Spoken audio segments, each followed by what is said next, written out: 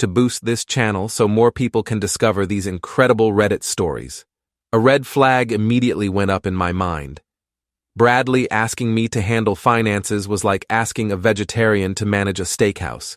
We'd never gotten along particularly well, mainly because I'd always been vocal about his lack of ambition and his tendency to mooch off his parents. Jennifer, however, had always defended him, claiming he just needed time to find his path in life. "Did he say why he wants me involved?" I asked, already dreading the answer. "He says he trusts your business expertise, and since you're family, he knows you'll make sure everything goes perfectly. Plus, Madison's parents are very particular about having professional oversight of their investment." I could practically hear the dollar signs in Bradley's voice through Jennifer's retelling.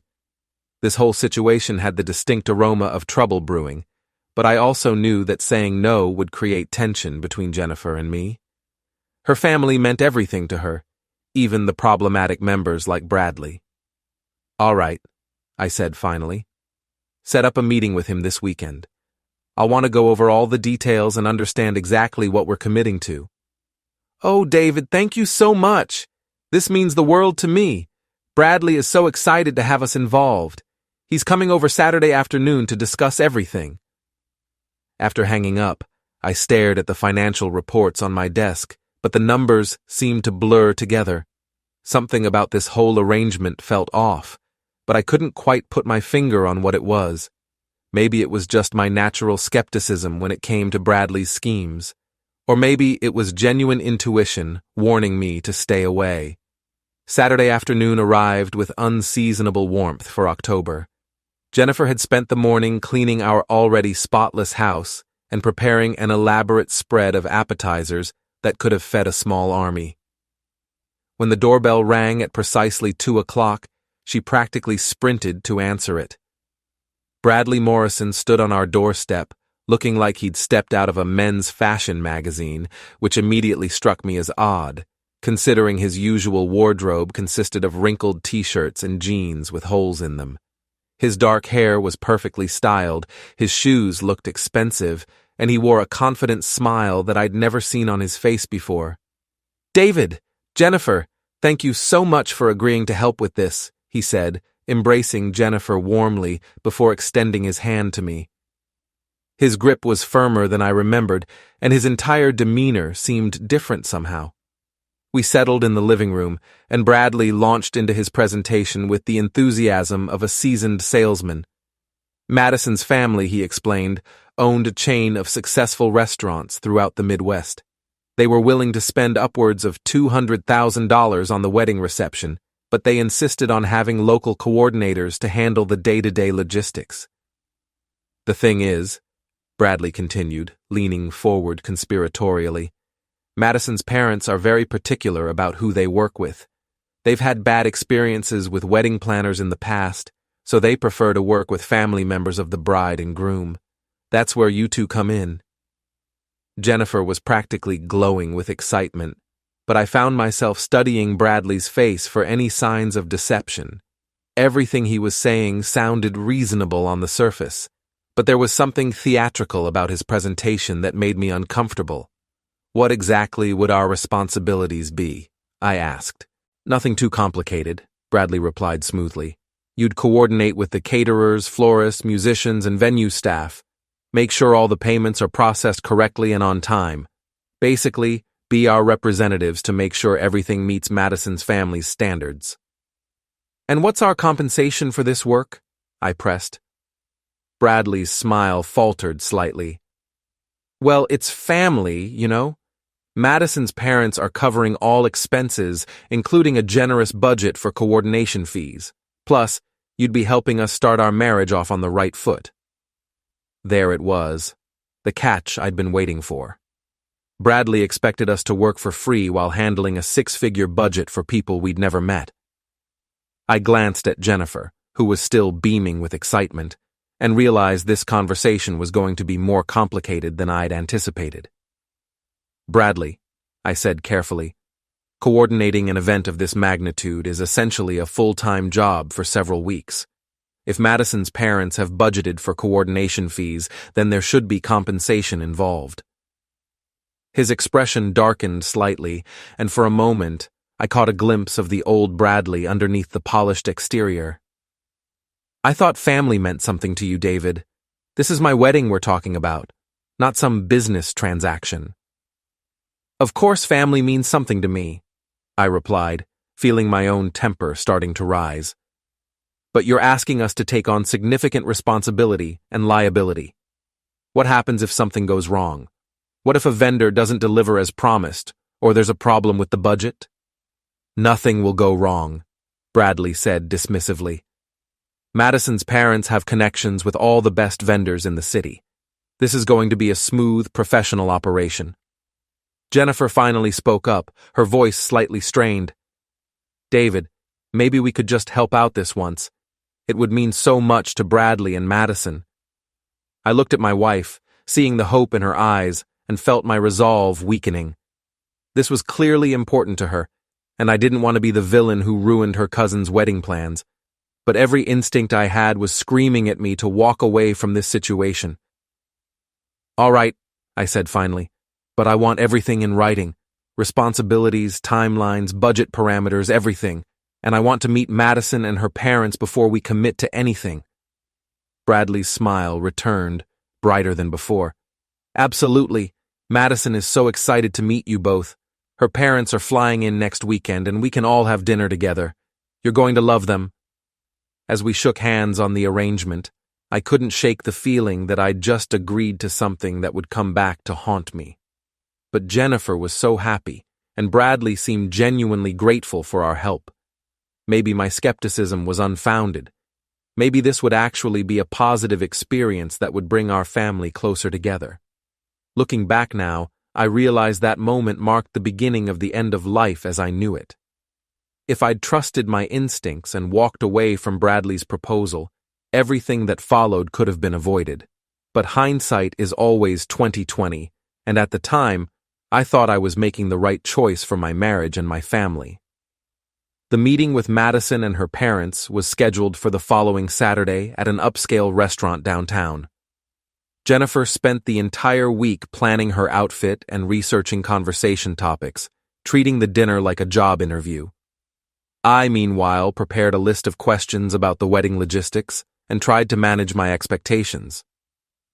The restaurant Bradley had chosen for our dinner meeting was the kind of place where entrees started at $40 and the wine list required a small loan to navigate.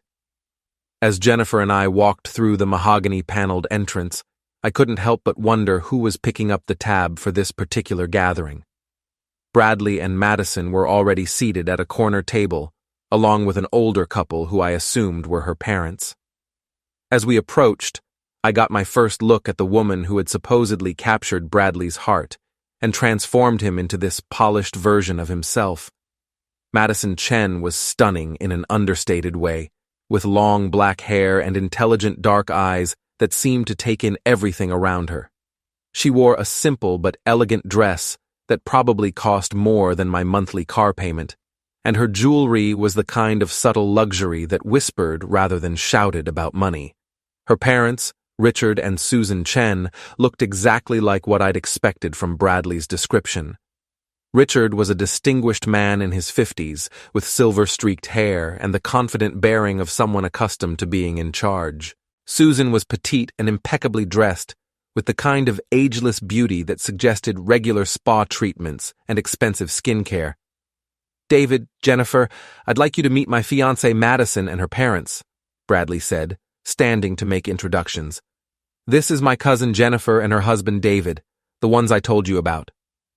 The handshakes were warm and friendly, and within minutes we were all seated and perusing menus that made my accountant's soul weep. Richard immediately took charge of the conversation, asking about my work and seeming genuinely interested in the challenges of running a small accounting firm.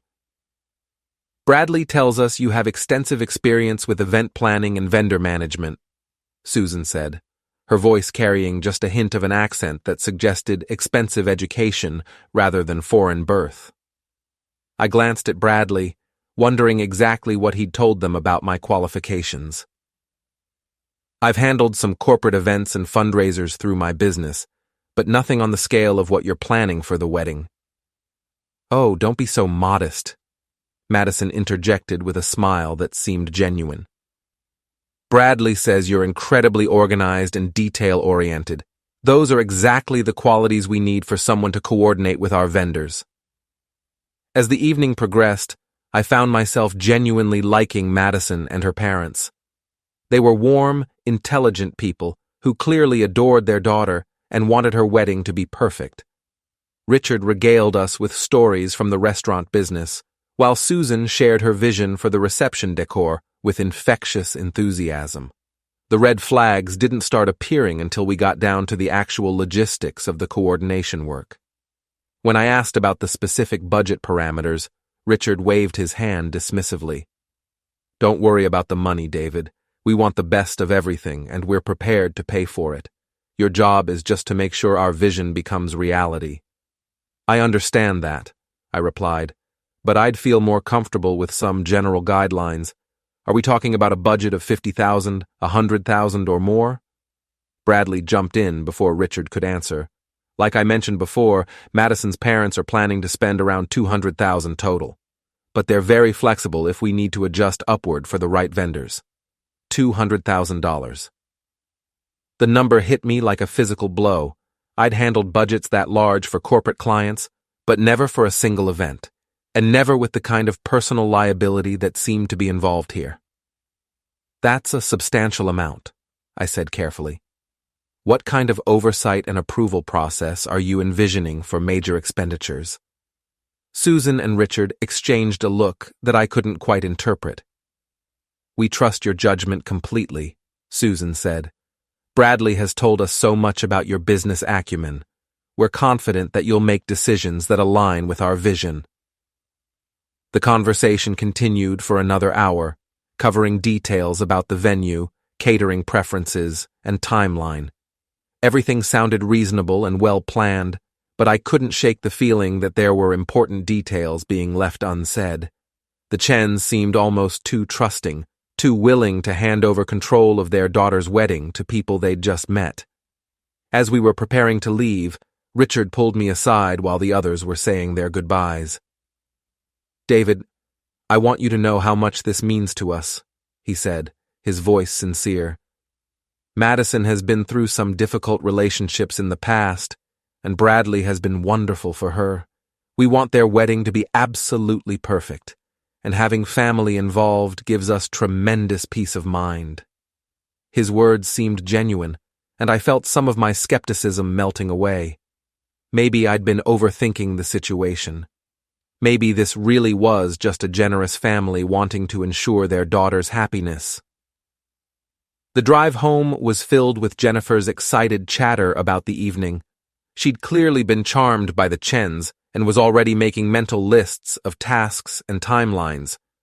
Her enthusiasm was infectious, and by the time we pulled into our driveway, I was actually looking forward to the challenge of coordinating such an elaborate event. They seem like wonderful people, Jennifer said as we got ready for bed. And Madison is perfect for Bradley. Did you see how happy he looked tonight? I had noticed that Bradley seemed more relaxed and confident than I'd ever seen him. Maybe getting engaged had given him the motivation he'd been lacking all these years. Maybe this wedding would be the fresh start he needed to finally become a responsible adult. They do seem nice, I agreed, but I still want to get all the details in writing before we commit to anything. A project this size needs clear parameters and expectations.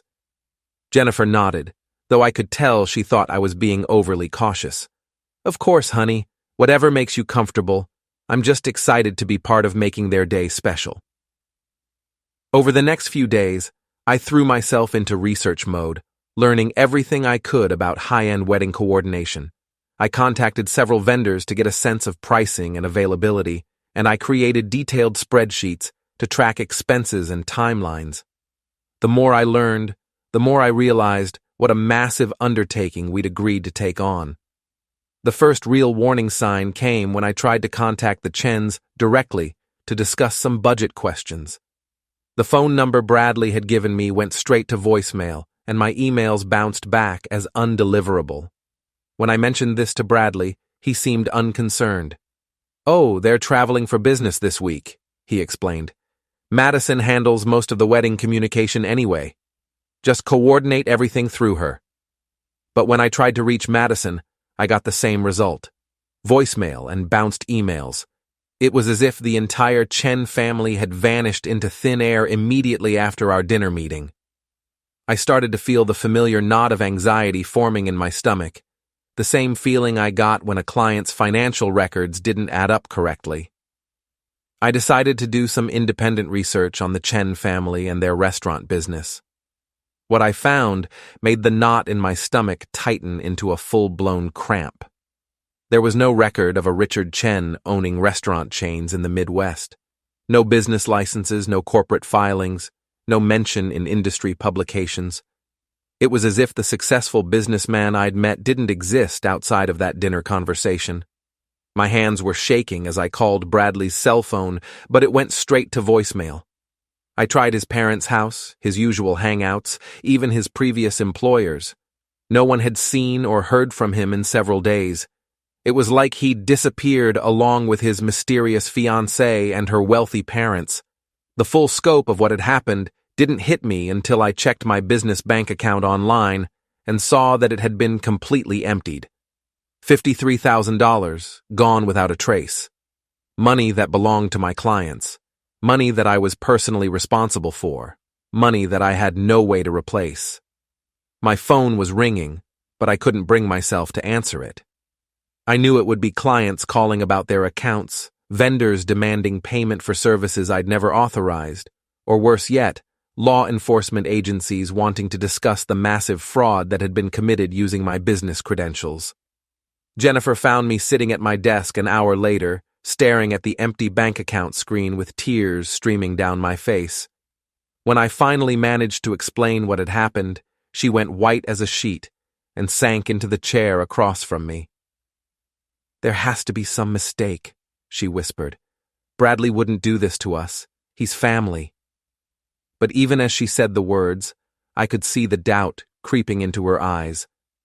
The Bradley we'd known our entire lives was exactly the type of person who would pull a con like this if he thought he could get away with it. We'd just been too blind to see it coming. The next 72 hours were the worst of my life. The phone calls started before dawn on Tuesday morning, and they didn't stop until well past midnight. Clients demanding explanations for their missing funds, vendors threatening legal action over unpaid invoices, and my business insurance company informing me that my policy didn't cover losses due to criminal fraud. By Thursday afternoon, I was sitting in the office of criminal defense attorney Michael Stevens, trying to explain how I'd managed to lose $53,000 of other people's money to a con artist who happened to be my wife's cousin. Stevens was a sharp-eyed man in his 40s who specialized in white-collar crime, and he didn't seem particularly optimistic about my situation. "The problem, David, is that from the outside, this looks like an inside job," he explained, leaning back in his leather chair. "You had access to the accounts, you authorized the transfers, and the beneficiary was a family member. The fact that you were also victimized doesn't change the legal liability you're facing." "But I never authorized any transfers," I protested. "Someone must have used my credentials fraudulently." "Can you prove that?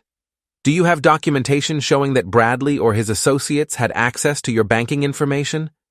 Any evidence that you were coerced or deceived into providing authorization?" I thought about the dinner meeting, the smooth presentations, the way Bradley had seemed so different from his usual self, but none of that constituted proof of fraud. If anything, it made me look gullible and negligent for not conducting proper due diligence before getting involved. "What are my options?" I asked, though I was afraid I already knew the answer. "Honestly, your best bet is to cooperate fully with the investigation and hope the authorities can track down Bradley and recover the funds. In the meantime, you need to prepare for the possibility of criminal charges and civil lawsuits from your clients." I walked out of Stephen's office feeling like a dead man walking. My business was ruined, my reputation was destroyed, and I was facing the very real possibility of prison time for crimes I didn't commit. But the worst part was still to come. Jennifer was waiting for me in the car, her face streaked with tears and her hands shaking as she gripped the steering wheel. The past few days had aged her visibly, and I could see the strain of the situation taking its toll on her health. "What did he say?" she asked as I buckled my seatbelt. "Nothing good. We need to prepare for this to get much worse before it gets better." The drive home was silent, except for Jennifer's occasional sniffles. I stared out the window at the familiar neighborhoods we'd driven through thousands of times before, wondering if I'd be seeing them from the inside of a police car the next time. Our house felt like a tomb when we walked through the front door. The answering machine was blinking with 17 new messages, and I could see a stack of legal documents that had been slipped under the door while we were gone. I was about to start going through them when the doorbell rang. Standing on our front porch were Tom Harrison and Steve Martinez, two of my closest friends for the past 15 years. Tom was a fellow small business owner who ran a successful construction company, while Steve worked as a manager at the local bank where I'd done business for over a decade. Under normal circumstances, I would have been happy to see them. But the expressions on their faces told me this wasn't a social call. "David, we need to talk," Tom said, his voice cold and formal in a way I'd never heard before. I invited them in, and we settled in the living room where just 2 weeks earlier I'd agreed to help coordinate Bradley's wedding. The irony wasn't lost on me, but I didn't think my friends would appreciate the humor in the situation. "We heard about what happened with your business," Steve began, his banker's training evident in his careful choice of words. "Some of our mutual contacts have been asking questions about their dealings with you." "I'm sure they have," I replied. "But I hope you both know that I would never intentionally defraud anyone. This whole thing is a nightmare that I'm trying to wake up from." Tom leaned forward, his expression skeptical. "The thing is, David, this doesn't look like something that just happened to you. From what we're hearing, you were actively involved in setting up fake vendor accounts and authorizing transfers to shell companies. That's not the behavior of an innocent victim." I felt like I'd been punched in the stomach. "Where are you hearing this? None of that is true." "Steve's bank flagged several suspicious transactions from your business account over the past month," Tom continued. "Payments to companies that don't exist, transfers to offshore accounts, the whole 9 yards, and apparently you were the one who authorized all of it." I looked at Steve, hoping to see some sign of support or understanding, but his face was a mask of professional neutrality. "I'm sorry, David, but the evidence is pretty damning. The FBI Financial Crimes Unit has already been in touch with our fraud department." "The FBI?" Jennifer gasped from the doorway, where she'd been listening to our conversation. "This is insane," I said, standing up and beginning to pace around the room. "I never authorized any transfers to shell companies or offshore accounts. Someone must have used my credentials without my knowledge." "Come on, David," Tom said, his voice taking on an edge of anger. "Do you really expect us to believe that you just happened to be the victim of an elaborate con job at the exact same time that your business was being used to launder money? That's one hell of a coincidence." The accusation hung in the air like a toxic cloud.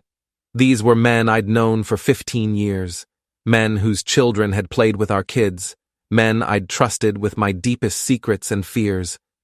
And they were looking at me like I was a common criminal. "I expect you to know me well enough to realize that I would never do something like this," I said, trying to keep my voice steady. "I've been set up, and I need my friends to help me prove it." Steve shook his head slowly. "I've seen a lot of financial crimes over the years, David. The people who commit them are usually the ones you'd least suspect. Respected community members, family men, people who seem to have everything going for them, but when the pressure builds up, they make desperate choices." "What pressure?" I demanded. "My business was doing fine. Jennifer and I don't have any financial problems. There was no reason for me to risk everything on some stupid scheme." "Maybe not financial pressure," Tom suggested. But everyone knows you've been struggling with Bradley's situation for years. Maybe you saw an opportunity to teach him a lesson, or maybe you thought you could skim a little off the top of his wedding budget without anyone noticing. The suggestion was so absurd that I almost laughed. You think I stole $50,000 to teach my wife's cousin a lesson? That's the most ridiculous thing I've ever heard. Is it? Steve asked. Because from where we're sitting, it looks like you got involved in a high-dollar wedding coordination deal with people no one can verify exist, and then all the money disappeared. Either you're the unluckiest man alive, or you're not telling us the whole truth. I sank back into my chair, feeling the weight of their suspicion crushing down on me. These were intelligent, rational men who knew me well, and they were convinced of my guilt based on circumstantial evidence and their own assumptions about my character. If I couldn't convince my closest friends of my innocence, what chance did I have with a jury of strangers? I think you both need to leave, Jennifer said quietly from the doorway. Her voice was steady, but I could see the tears streaming down her face. Tom and Steve stood up, their expressions a mixture of disappointment and disgust. We're sorry it's come to this, David, Tom said. But we can't be associated with someone who's under investigation for financial crimes. It's bad for our businesses and our reputations. And if you're thinking about asking for character references or testimonials, Steve added, you should know that we won't be able to help you. Our lawyers have advised us to maintain distance until this situation is resolved. They left without another word, closing the door behind them with a finality that echoed through the house. Jennifer and I stood in the living room, staring at each other across a chasm that seemed to have opened up in the space of a single conversation. They think I did it, I said, the words coming out as barely more than a whisper. I know, Jennifer replied, wrapping her arms around herself as if she were cold. And if they think that, everyone else will too. She was right, of course. Within days, the story would be all over town. David Morrison, respected accountant and family man, accused of embezzling client funds and laundering money through fake wedding vendors. The details would get exaggerated with each retelling, until I became the mastermind of an elaborate criminal enterprise, rather than the victim of a sophisticated con game. Our phones stopped ringing as friends and clients distanced themselves from the scandal. Our neighbors stopped waving when they saw us in the yard. Even our mailman seemed to avoid eye contact when he delivered the daily stack of legal documents and demand letters. I was radioactive, and everyone who had ever known me was scrambling to get as far away as possible before they were contaminated by association. The isolation was almost worse than the legal troubles, because it confirmed what I was beginning to suspect about human nature and the fragility of relationships built on reputation and social standing. But the worst betrayal was still to come, and it would arrive in the form of a phone call that would shatter what remained of my faith in friendship and loyalty. 3 weeks after Tom and Steve's visit, I was sitting in my home office, trying to make sense of the financial records that the FBI had returned after their initial investigation. The agents had been professional but skeptical, clearly viewing me as either a criminal or an idiot, neither of which inspired confidence in their commitment to finding the real perpetrators. The doorbell rang at exactly 2 o'clock in the afternoon, and I could hear Jennifer answering it from the kitchen. A few moments later, she appeared in my office doorway with a strange expression on her face. There are some people here to see you, she said. Tom and Steve and a few others. I followed her to the living room and found myself facing what looked like an intervention. Tom and Steve were there, along with Mike Patterson from the Chamber of Commerce, Lisa Rodriguez from the Business Association, and Jim Walsh, who had been a client of mine for over 10 years. They were all seated in a semicircle, looking like a tribunal preparing to pass judgment. What's this about? I asked, though I had a sinking feeling I already knew. Tom stood up, apparently having been elected as the group's spokesperson. We've been talking, David, and we think it's time for some straight answers. This situation is affecting all of us, and we deserve to know the truth. I've been telling the truth from the beginning, I replied, remaining standing rather than taking the empty chair they'd obviously positioned for me. I was conned by Bradley and his associates. I'm as much a victim as anyone else. Cut the crap, David, Mike interjected, his face flushed with anger. We've all seen the evidence. You were in on this from the beginning, and now you're trying to play the innocent victim to avoid responsibility. What evidence? I demanded. Show me one piece of proof that I willingly participated in any criminal activity. Lisa opened a folder she'd been holding and pulled out several sheets of paper. These are copies of emails sent from your business account to various vendors, authorizing payments for services that were never rendered. They're signed with your electronic signature and sent from your IP address. I took the papers from her and scanned them quickly. They were indeed emails that appeared to be from my account, but I'd never seen them before in my life. The language was formal and businesslike, nothing like my usual communication style, and they referenced vendors and services I'd never heard of. I didn't send these, I said, but even to my own ears, the denial sounded weak. Then who did? Jim asked. Someone broke into your office, used your computer, forged your signature, and sent fraudulent emails without you knowing about it? Come on, David. We're not idiots. Actually, that's exactly what happened, I replied, though I was beginning to understand how implausible my story sounded. Bradley and his people had access to my office during our planning meetings. They could have installed keyloggers or copied my login credentials. Steve laughed bitterly. So now you're a cybercrime victim too? First you were conned by fake in-laws, then you were the victim of identity theft, and now you're claiming to be the target of sophisticated hackers. At what point do you take responsibility for your own actions? The frustration and anger that had been building inside me for weeks finally boiled over. You want to know what I take responsibility for? I take responsibility for being stupid enough to trust family.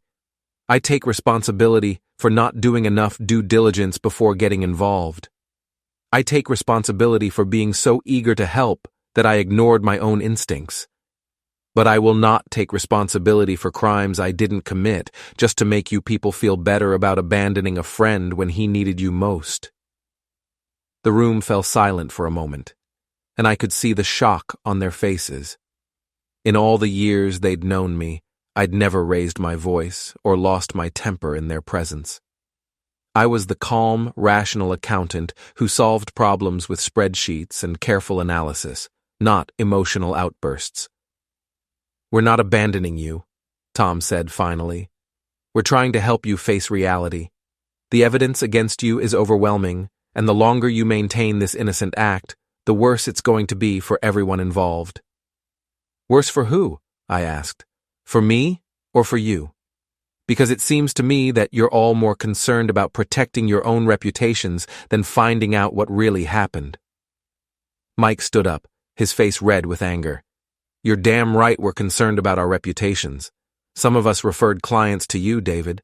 Some of us vouched for your character and integrity. And now we look like fools because we trusted a criminal. I'm not a criminal, I said, but the words felt hollow even as I spoke them. Then prove it, Lisa challenged. Show us evidence that supports your story.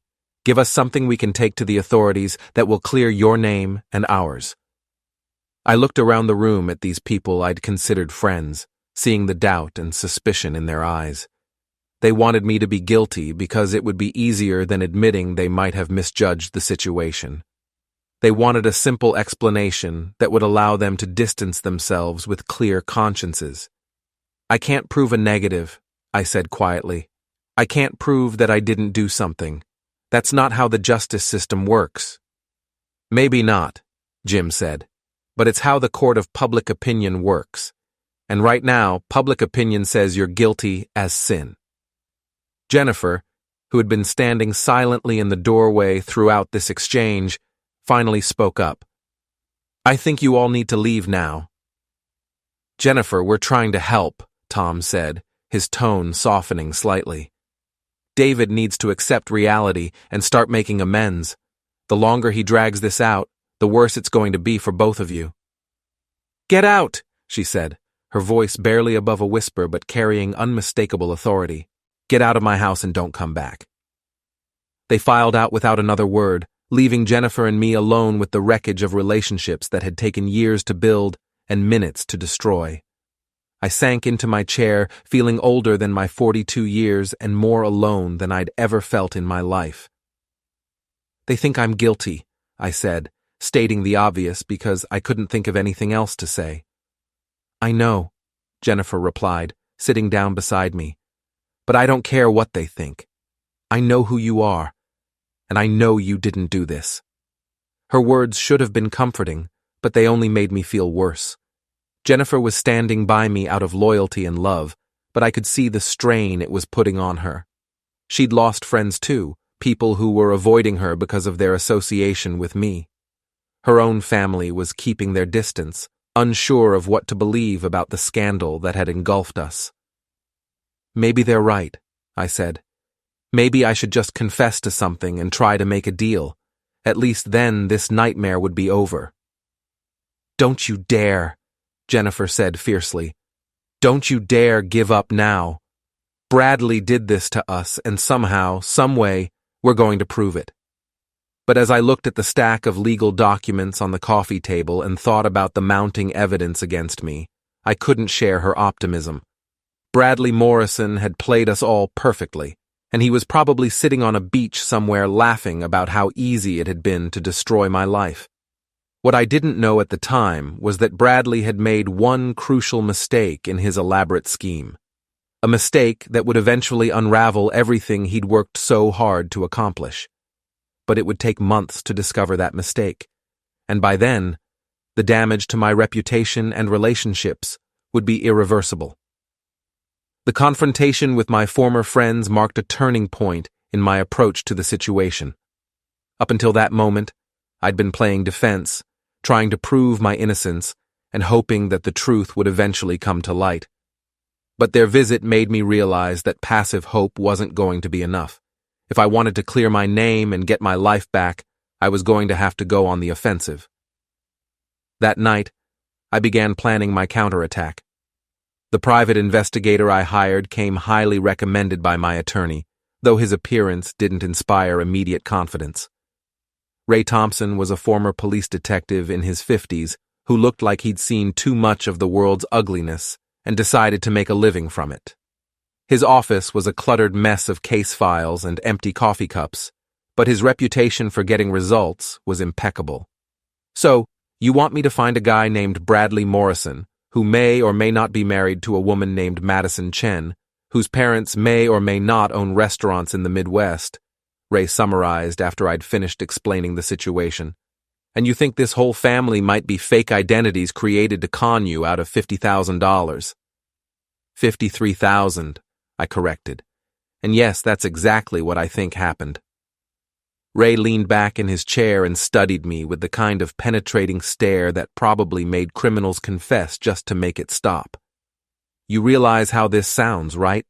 You're either the victim of the most elaborate con job I've ever heard of, or you're trying to hire me to create a fake trail of evidence to support your defense." "I'm not asking you to create anything," I replied. "I'm asking you to find the truth, whatever that might be." "The truth usually costs about $200 a day plus expenses," Ray said, "and it can take weeks or months to uncover, depending on how deep the rabbit hole goes. Are you prepared for that kind of investment?" I thought about the legal bills that were already mounting, the lost income from my destroyed business, and the mortgage payments that were becoming increasingly difficult to make. $200 a day seemed like a fortune under the circumstances, but it also seemed like my only hope of clearing my name. "Do it," I said. Ray's investigation began with the basics, verifying the identities of the people involved and tracing their backgrounds. What he found in the first week was both encouraging and terrifying. Bradley Morrison was real enough, but his recent history was full of gaps and inconsistencies that suggested he'd been living under multiple identities for the past several months. Madison Chen, on the other hand, was a complete fabrication. The woman I'd met at dinner was using a stolen identity belonging to a college student in California who had no idea her personal information was being used in a wedding scam. The real Madison Chen was 20 years old, studying computer science at UCLA, and had never been to our city in her life. Richard and Susan Chen were equally fictional. The photos Ray obtained from restaurant industry databases showed completely different people with the same names, none of whom matched the elegant couple who had charmed us at dinner. The entire Chen family had been an elaborate performance designed to lend credibility to Bradley's scheme. "Your cousin-in-law is more sophisticated than you gave him credit for," Ray told me during our second meeting. "This wasn't some spur-of-the-moment scam. He's been planning this for months, maybe longer. The fake identities, the forged documents, the shell companies. This is professional-level fraud." "But why target me specifically?" I asked. "There are plenty of accountants in the city with access to larger amounts of money." "Because you were family," Ray explained. "You were predisposed to trust him, and your wife would pressure you to help even if you had doubts. Plus, your business was small enough that you handled most of the financial transactions personally, which made it easier for him to manipulate your accounts." The picture that emerged from Ray's investigation was of a carefully orchestrated con game that had been tailored specifically to my weaknesses and circumstances.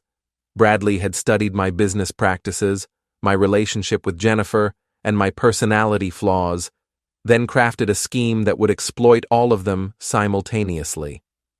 "The good news," Ray continued, "is that sophisticated frauds like this usually leave paper trails.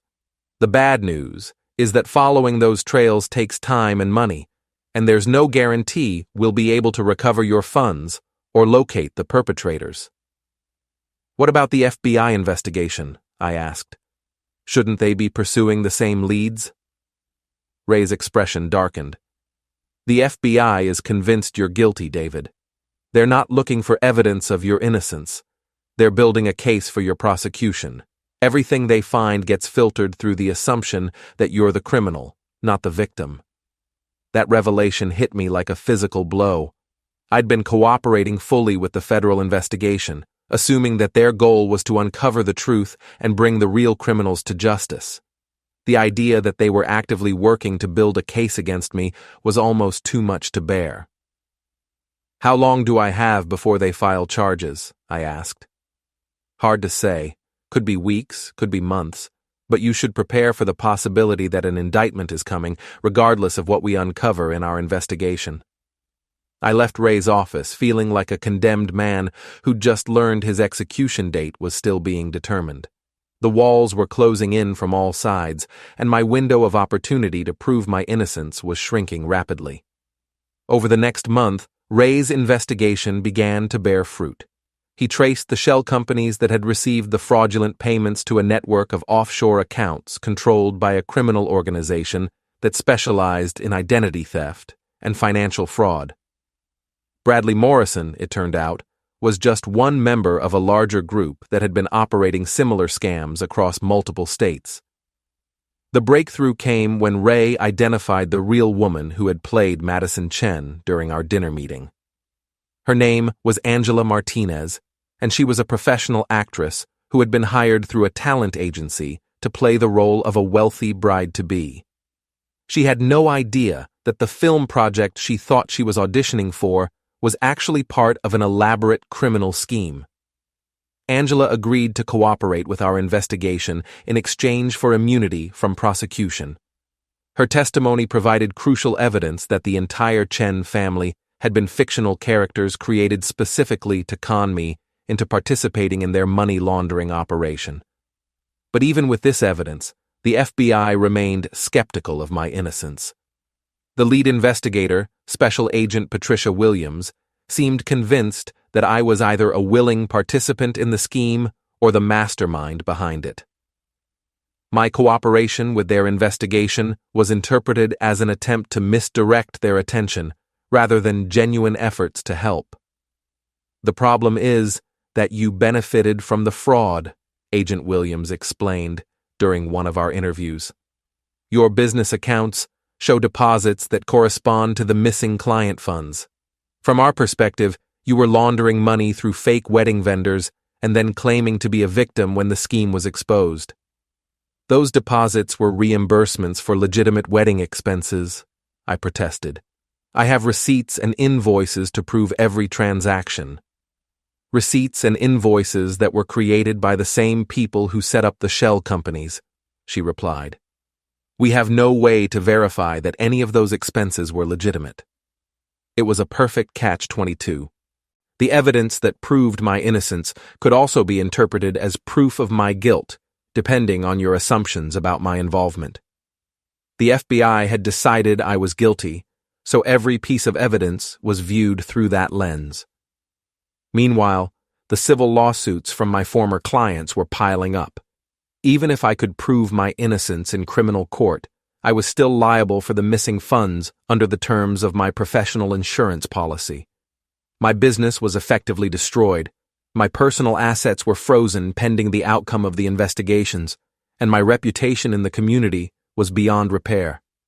Jennifer and I were living on her teacher's salary and rapidly depleting our savings to pay legal bills. The stress was taking a visible toll on both of us, and I could see cracks beginning to form in our marriage under the pressure of the ongoing crisis. But the worst was yet to come. Ray's investigation had uncovered evidence that Bradley and his associates were still operating in the area, running similar cons on other victims. The realization that they were continuing to destroy lives while I took the blame for their crimes filled me with a rage that I'd never experienced before. That's when I decided that proving my innocence wasn't enough. I wanted revenge. The plan came to me during one of my sleepless nights, staring at the ceiling while Jennifer tossed and turned beside me. Ray's investigation had revealed that Bradley and his crew were still in the area, operating under new identities and targeting other small business owners with variations of the same wedding scam.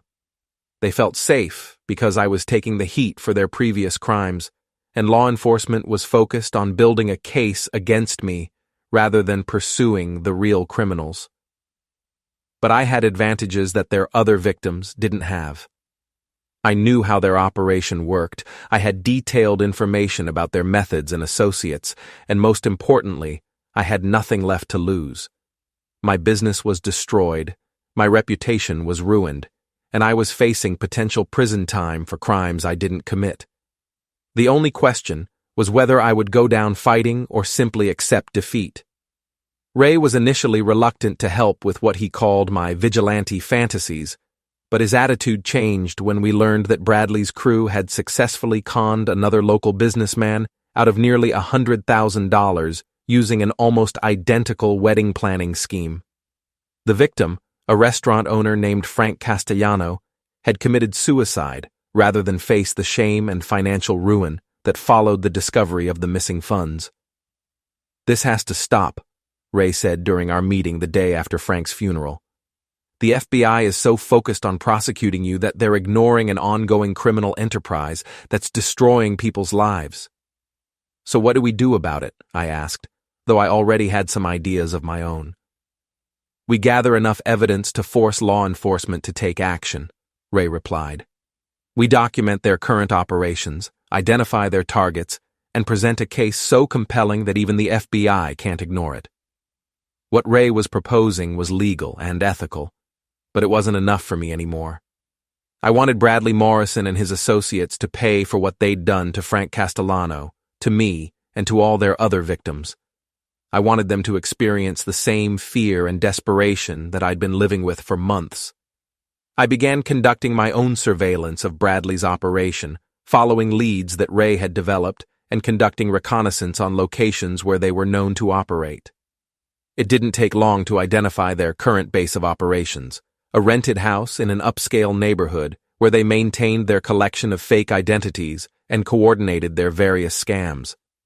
The house was occupied by 5 people: Bradley, the woman who had played Madison Chen, and 3 other associates who specialized in different aspects of their criminal enterprise. They lived like a family, sharing meals and responsibilities while systematically destroying the lives of innocent people for profit. I watched them for weeks, learning their routines and identifying their vulnerabilities.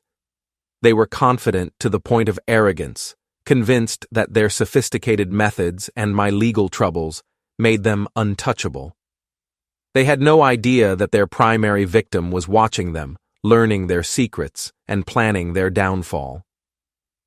The opportunity I'd been waiting for came on a Thursday evening in late November. Bradley and two of his associates left the house for what appeared to be a business meeting, leaving only the fake Madison and one other person behind.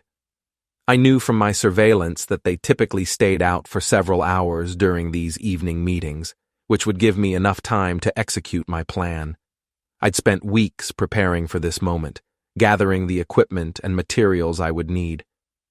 Everything was legal to purchase and own, but their intended use was definitely outside the boundaries of lawful behavior.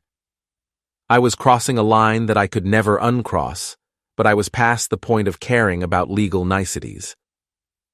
The security system at the house was sophisticated, but not impenetrable. Ray's police background had taught him about electronic surveillance and counter-surveillance techniques, and he'd shared enough knowledge for me to understand how to defeat basic alarm systems. It took me 20 minutes to gain entry through a basement window, and another 10 minutes to disable the internal motion detectors. The house was a fascinating glimpse into the world of professional fraud. Every room contained evidence of their various scams: fake identification documents, forged business licenses, computer equipment for creating false websites and email accounts, and detailed files on dozens of potential victims. They were running multiple cons simultaneously, targeting everyone from small business owners to elderly retirees, with sophisticated schemes tailored to each victim's specific vulnerabilities. I found my own file in Bradley's desk drawer, containing photographs of my house and office, copies of my business documents, and detailed notes about my personality and relationships. They'd been studying me for months before making their approach, learning everything they could about my weaknesses and motivations. The level of premeditation was staggering, but the most damning evidence was a ledger that documented all of their successful scams over the past 2 years. Frank Castellano's name was there, along with the notation, "Suicide, heat level high," next to the $100,000 payout. My name was listed with a $53,000 total, and the comment, "Fall Guy, investigation redirected." They'd planned from the beginning to frame me for their crimes. I wasn't just a victim of their scam. I was an integral part of their strategy for avoiding prosecution. The rage that filled me as I read through their files was unlike anything I'd ever experienced. These people had destroyed my life as casually as someone might swat a fly, and they were planning to do the same thing to dozens of other innocent victims. I photographed everything I could find, creating a comprehensive record of their criminal enterprise that would be impossible for law enforcement to ignore. But documentation wasn't enough for me anymore. I wanted them to feel the same fear and helplessness that their victims had experienced. The plan I implemented was elegant in its simplicity. Using their own computer equipment, I sent anonymous tips to the IRS, FBI, and local police departments, providing detailed information about their criminal activities and current location. I also sent copies of their victim files to investigative reporters at 3 different newspapers, along with evidence of law enforcement's failure to pursue the real criminals while focusing on prosecuting innocent victims. But my masterpiece was the surprise I left for Bradley personally. Using his own equipment and accounts, I transferred all of the money from their various shell companies and offshore accounts to a victim compensation fund that I established with the help of an attorney who specialized in white-collar crime recovery. The transfers were structured to look like they'd been authorized by Bradley himself, complete with digital signatures and authentication codes that I'd obtained from his personal computer. By the time Bradley and his associates returned from their meeting, they'd lost everything. Their money was gone, their operation was exposed, and law enforcement agencies were converging on their location from multiple directions. The carefully constructed criminal enterprise that had taken them years to build was collapsing around them in a matter of hours. I was watching from across the street when the FBI raid began. The look of shock and terror on Bradley's face as he was dragged out of the house in handcuffs was the most satisfying sight I'd ever witnessed. For the first time in months, I felt like justice was actually being served. The aftermath was swift and decisive. Faced with overwhelming evidence of their crimes and the prospect of lengthy federal prison sentences, Bradley and his associates agreed to cooperate with authorities in exchange for reduced sentences. Their testimony provided crucial evidence that cleared my name and led to the recovery of most of the stolen funds. The media coverage was extensive and largely favorable to me, portraying me as a victim who had refused to accept injustice and had worked tirelessly to expose the real criminals. The FBI agents who had been so convinced of my guilt were forced to publicly acknowledge their mistakes and apologize for their tunnel vision approach to the investigation. My former friends and clients, the same people who had abandoned me during my darkest hours, suddenly wanted to rebuild their relationships with me. Tom Harrison called to congratulate me on my vindication and suggested we get together for drinks. Steve Martinez sent a letter apologizing for his lack of faith and offering to help me restart my business. Mike Patterson nominated me for a Community Service Award from the Chamber of Commerce. But their attempts at reconciliation fell on deaf ears. I had learned too much about human nature and the fragility of friendship to ever trust them again. They had shown their true colors when I needed them most, and no amount of apologizing could change that fundamental betrayal. Jennifer and I used the recovered funds to pay off our legal bills and rebuild our financial security. I started a new accounting practice that specialized in helping victims of financial fraud, using my hard-earned expertise to protect others from the kind of sophisticated scams that had nearly destroyed my life. Bradley Morrison was sentenced to 15 years in federal prison for fraud, money laundering, and conspiracy. His associates received similar sentences, and their criminal enterprise was permanently dismantled.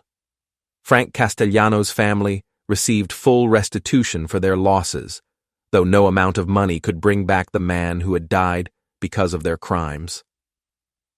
As I sat in the courtroom during Bradley's sentencing hearing, listening to the judge describe the devastating impact of his crimes on innocent victims, I felt a sense of closure that I hadn't experienced since this nightmare began. Justice had been served, not through the normal channels of law enforcement, but through my own determination to fight back against the people who had tried to destroy my life. The judge's final words to Bradley were particularly satisfying. "Mr. Morrison, you and your associates targeted innocent people with sophisticated schemes designed to destroy their lives and reputations. You showed no mercy to your victims, and you will receive none from this court." Bradley looked back at me as he was led away in shackles, his eyes filled with the same fear and desperation that I had lived with for so many months. For the first time since this ordeal began, I smiled with genuine happiness. The man who had tried to make me the fall guy for his crimes was finally facing the consequences of his actions. The friends who had abandoned me when I needed them most were learning that loyalty and character couldn't be rebuilt with simple apologies. The law enforcement agents who had been so eager to prosecute an innocent man were being forced to acknowledge their